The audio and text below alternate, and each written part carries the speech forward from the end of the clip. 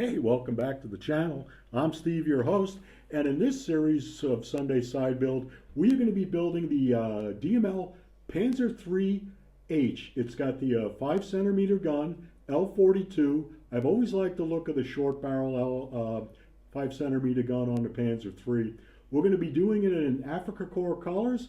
It's labeled as a smart kit. We'll see if that made it any easier or if it or if it's just mislabeled. We'll find out.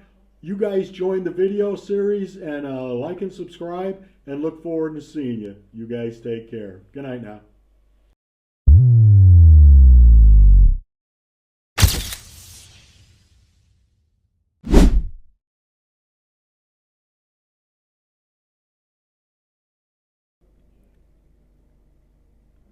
Okay, welcome to Sunday Side Build.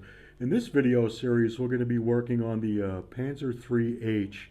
It's the short barrel 50 millimeter. I believe it's the L42.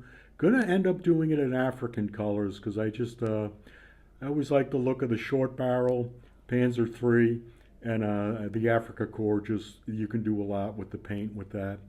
But I've started it, and it's the DML kit. It's the smart kit, which wasn't as smart as I was hoping it was going to be. I thought so far that the instructions are very busy, and I know DML has a reputation for bad instructions, and maybe it's me, and I'll own that. But it's busy, and it's sometimes it's confusing for me. But we'll go through what we've done so far. It comes with torsion bars, which is good if you want to, have your vehicle in a diorama where the suspension is articulated, and that's always a bonus. It's got workable tracks. I haven't got to that yet. They are the smart tracks. I've had problems in the past with smart tracks, so we'll see how this goes. But what we've done so far is I've got a lot of the lower hull done. So I've got all the suspension arms in. I've got the idler adjustment in. I've got the front drive in. I've got the shocks. I've got the escape hatch. There is a mount for the return roller here, and I'm trying to figure out, I need to find a reference for this, whether it's in line with this or it dips down. I really can't see how that locates.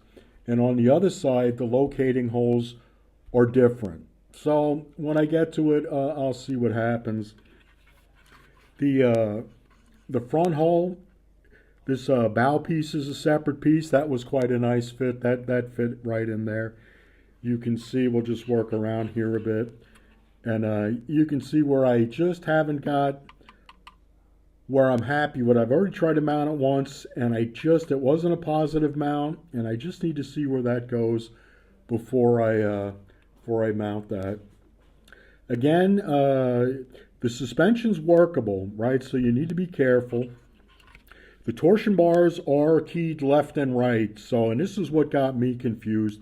Just trying to read the instructions and get the right ones in. I probably spent a lot more time trying to get it right than you will. Either way, just be careful. As always, be familiar with the instructions.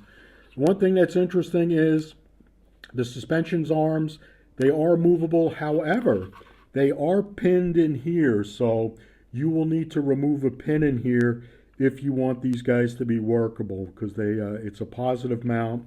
These guys don't move.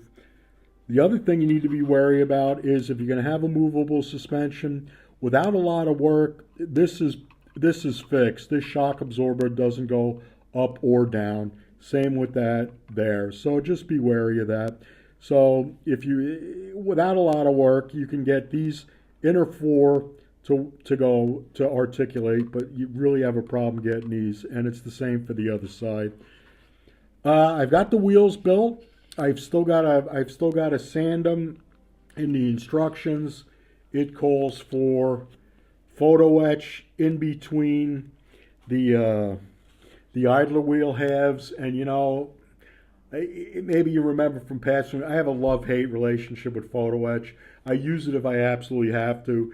And as far as getting photo etch in here, you're never going to see it. So I don't know if the juice is worth the squeeze. For me, it's not. Everybody's opinion will vary.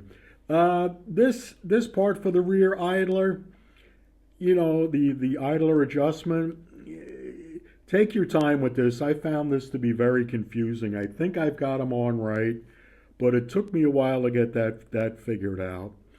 Also, coming down here, you've got these pieces here. These cap the torsion bars as they anchor on the opposite side of the hull. You can see here I've got, let me see here for you. I've got where are we at here? I've got a couple mounted, and I just thought, you know what, this is a waste of my time. I put these guys flat side up. The torsion bars have a way they go in. I put them with the flat side up, put some glue on it. No one's going to see, where am I at here? No one's going to see this, right? So I wasn't going to waste my time with that. Other than that, I'm looking forward to the build. Typically with Dragon, there's a lot of pieces to it, and it's even though it's a smart kit, I think they marketed these as kind of a speed build. No, no. I have Dragon kits that have 1,000 pieces in them, and this is a smart kit, and it's still a box full of pieces. So this isn't going to be a weekend build. So what I'm going to try to do is just kind of bumble my way through it. It's got a lot of nice detail on it. It's just going to be a lot of work. I will be building again. Today is Monday, and I don't even know what day it is. 23rd or 24th, one of those days. I didn't build this weekend because I've had car problems. So I'll be building next week. So I'll have another update from you. I did this a couple weeks ago. I've got a Sherman I'm also doing as just a build in the house. So I hope you guys subscribe to the channel. I think we provide value for you, especially if you're a new or intermediate modeler. I think I can help you out, because while all the nice tools and all the really nice toys and things are nice, you can really produce a lot of good results with just some simple tools, bit of patience, and just take your time doing it. You guys take care, and I'll see you in the next video. Good night now.